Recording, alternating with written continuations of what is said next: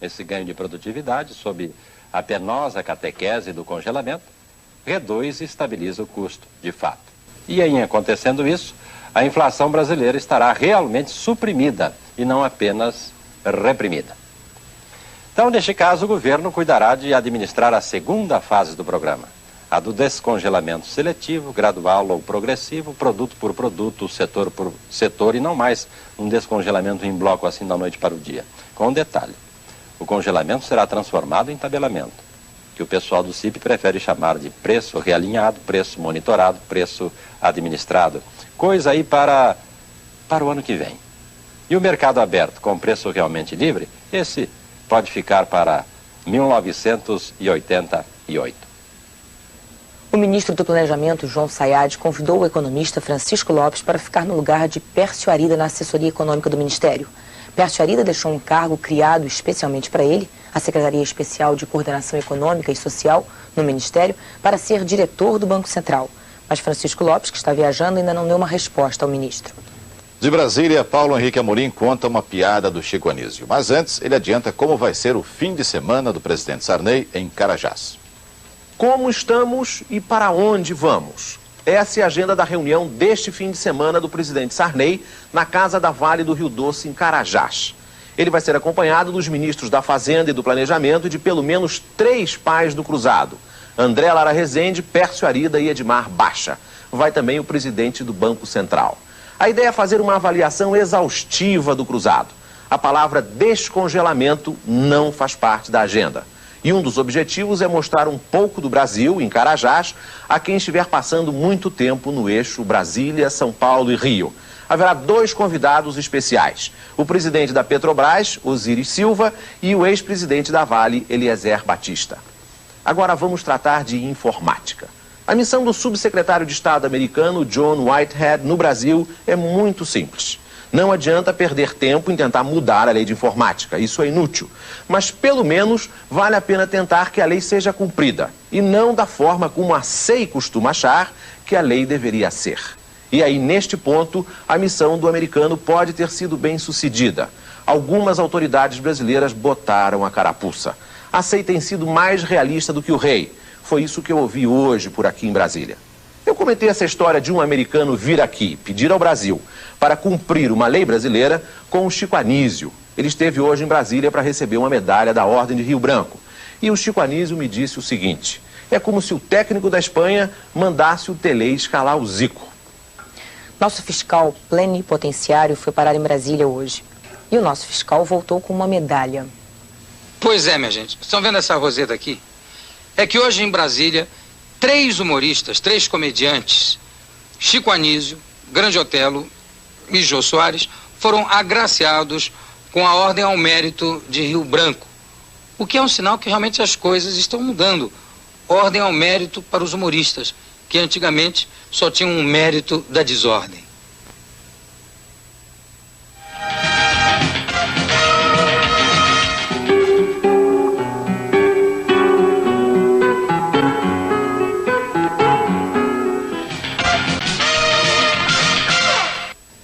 Há qualquer coisa no ar, além dos aviões de carreira sobrevoando os céus do Ministério da Reforma e do Desenvolvimento Agrário em Brasília. Álvaro Pereira. O ministro da Reforma Agrária, Nelson Ribeiro, pode ter amanhã às 8h30 da manhã, fora da agenda, seu último despacho com o presidente Sarney. O ministro estaria demissionário, segundo as informações que circulavam agora à noite aqui em Brasília. E dessa vez, o pedido de demissão seria mesmo para valer. Ainda não há informações sobre o provável substituto do ministro Nelson Ribeiro, mas o prefeito de Cuiabá, o deputado Dante de Oliveira, que ficou conhecido pela emenda das eleições diretas, foi visto circulando hoje no Palácio do Planalto em gabinetes muito influentes. O nome do substituto, qualquer que seja ele, será uma escolha pessoal do presidente Sarney. O presidente quer imprimir um caráter pessoal ao programa da reforma agrária. Ele estaria convencido de que a reforma deve ser executada livre das paixões políticas e das pressões de grupos. É dentro desse espírito que o ministro Paulo Brossard faz uma visita na quinta-feira à região onde é maior o problema fundiário, o Bico do Papagaio, na divisa dos estados do Pará, Maranhão e Goiás.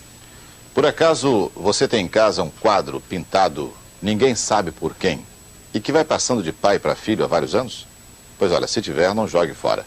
Veja só o que aconteceu com um casal de ingleses que tinha um quadro assim.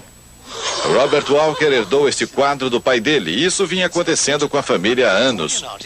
Bob mora em Devon, na Inglaterra, se casou e levou o quadro junto. Um dia, um especialista em arte visitou a casa de Bob, examinou o quadro e não deu outra. Era A Visita ao Mar Morto, do pintor inglês Richard Daddy. A tela estava desaparecida há um século.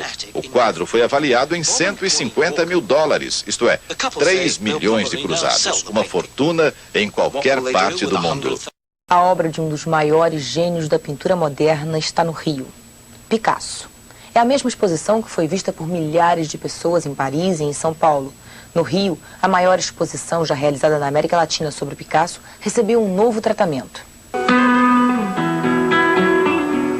A exposição das 360 obras de Picasso no Rio ganhou uma montagem diferente da que foi mostrada ao público em São Paulo. A exposição foi feita obedecendo à data de realização das obras pelo artista. Aqui no Paço Imperial do Rio, a preocupação foi mostrar 3 das 7 fases principais de criação do pintor espanhol. A primeira fase é a Suite Vollard. São 100 gravuras em homenagem a Ambroise Vollard, que editou grande parte das obras de Picasso.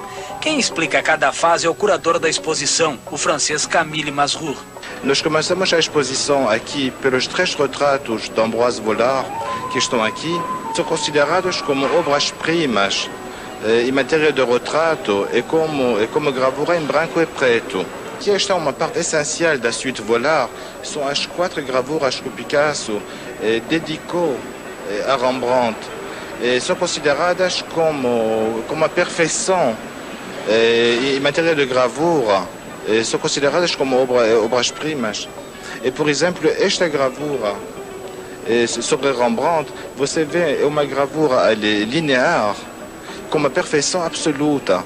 Mas nós vamos conhecer agora a segunda fase da exposição, que são as linoleografuras, e que foram feitas por Picasso no período compreendido entre 1958 e 1966. O que são as linoleografuras? Bom, na realidade é uma parte muito criativa, é uma festa na obra do Picasso, é uma obra muito inovadora, muito mais próximo da pintura dele que da obra gravada. Aqui vocês têm um exemplo. A técnica de linogravura se aproxima muito da técnica de gravura sobre madeira. Dá uma expressão muito forte. A gente tem a impressão que a obra está saindo da parede e vai comunicar com a pessoa que está olhando por ela. Esta gravura, A Natureza Morta sob a Lâmpada, é uma das obras mais importantes dessa fase. Na terceira fase da exposição estão as últimas 156 gravuras que Picasso fez no período entre 1970 e 1972. Qual é o grande ingrediente nesta última fase? Bom, na realidade, se ela ainda precisa mostrar por que Picasso era um gênio, esta última fase estabelece isso sem dúvida nenhuma, não é? A imagem que está mostrando, como vocês podem ver, é uma imagem muito satírica, uma maneira de sátira social, não é? De uma maneira em defesa da mulher ou de uma maneira em defesa do homem, não é? Ou contra a mulher e contra o homem. Picasso tinha 90 anos quando produziu as 156 gravuras. Levou apenas 18 meses para colocar mais de 700 personagens neste trabalho final.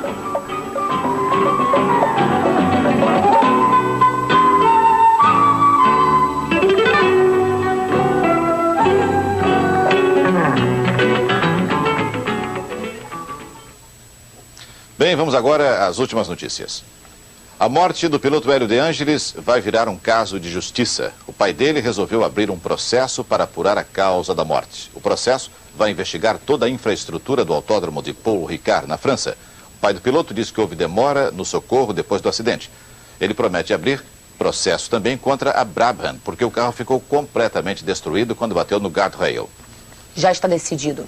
A revisão do orçamento das 179 empresas estatais vai prever um corte de 15 bilhões de cruzados nos investimentos deste ano.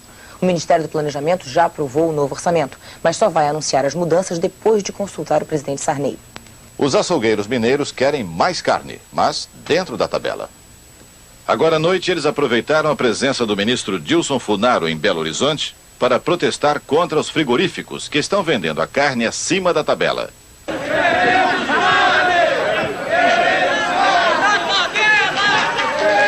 Eu acho que eles têm razão. Os açougues estão tendo problemas nesse momento. E nós estamos importando porque tínhamos combinado um preço com os pecuaristas e os frigoríficos e eles não estão honrando. Então nós vamos realmente importar, chega no mês que vem, e nós estamos importando 250 mil toneladas de carne. E essa importação seria suficiente, além dos estoques regulatórios? Isso é absolutamente suficiente para deixar o abastecimento no Brasil inteiro em ordem. A multinacional da informática Burroughs comprou a firma rival Sperry Corporation por 4 bilhões e 800 milhões de dólares. O acerto foi feito hoje em Nova York, depois de 3 dias de negociações. Terroristas peruanos explodiram uma ponte sobre o rio Mantaro, perto de Lima, no momento em que passava um trem de carga. 6 pessoas ficaram feridas. Em outra ação, mataram a tiros o governador do estado de Puno, fronteira com a Bolívia, e dinamitaram 6 carros. A Argentina desvalorizou o austral em 1,17%. Agora ele vale 86 centavos de dólar. É a terceira desvalorização da moeda argentina nos últimos 2 meses. Uma notícia triste para os jornalistas e leitores americanos. Foi fechado hoje o jornal Baltimore News America, que durante 213 anos circulou em Baltimore. O jornal fazia parte da Hearst Corporation. Giancarlo Coppola, 23 anos, filho do diretor de cinema Francis Ford Coppola, morreu hoje num acidente de barco em Maryland, nos Estados Unidos. No mesmo acidente, ficou ferido Griffin Patrick O'Neill, filho do ator Ryan O'Neill. Futebol não combina com religião. Pelo menos é o que diz o jogador Francisco Javier Cruz, da seleção mexicana. Ele revelou hoje que pode abandonar o futebol depois da Copa do Mundo. Javier tem 20 anos e quer deixar o futebol para ser pastor. O governo mexicano já está computando os lucros da Copa do Mundo. A Secretaria de Turismo do México tem cálculo da quantidade de dinheiro que os 35 mil turistas deverão deixar no país. 50 milhões de dólares. Uma cena da noite de hoje de São Paulo. As luzes do palco do 150 Night Club se acendem. Quem vem lá? Leila Pinheiro. Quem é ela? O prêmio Revelação do Festival dos Festivais. São tantas vezes gestos. Leila Pinheiro tem 25 anos, é paraense e canta há muito tempo. Cantava em bares, em discos de outras cantoras. Cantava por aí. Fez seu primeiro show há 6 anos, excursionou com o Zimbo Trio, gravou um disco independente em 81 e no ano passado ganhou o prêmio de melhor intérprete no Festival dos Festivais. De lá pra cá, mudou a vida dessa garota bonita. Com o festival eu consegui o que eu há anos batalhava, né? Consegui meu contrato com uma gravadora, no caso com a Polygram, e consegui efetivar o meu segundo disco, fazer o meu segundo disco. Então mudou muita coisa, né? E como é que foi a escolha do repertório? O que a Leila canta? Foi uma luta incrível. Foi, assim, eu vi centenas de fitas, porque as pessoas sabiam pouco do meu trabalho, como eu acabei de falar, e a referência maior era o Verde. Então eu recebi muito samba, muita coisa em cima do Verde, né? E o meu trabalho não é só isso. O disco novo é Olho Nu, com músicas de Caetano Veloso, Gilberto Gil, Cazuza, Frejá e muito mais. Para uma estrela que começa a brilhar, essa estreia em São Paulo é importante. No palco do 150 do Maxud Plaza, Leila Pinheiro mostra que sabe cantar samba, rock, blues. Será arte, será arte, será arte, será arte. Para você, uma boa noite e até amanhã. Não perca o noticiário do seu estado, que começa num minutinho. E tenha uma boa noite. ZYA 508, Rede Globo, Brasília. Bom dia, Brasil. De segunda a sexta, 7 da manhã.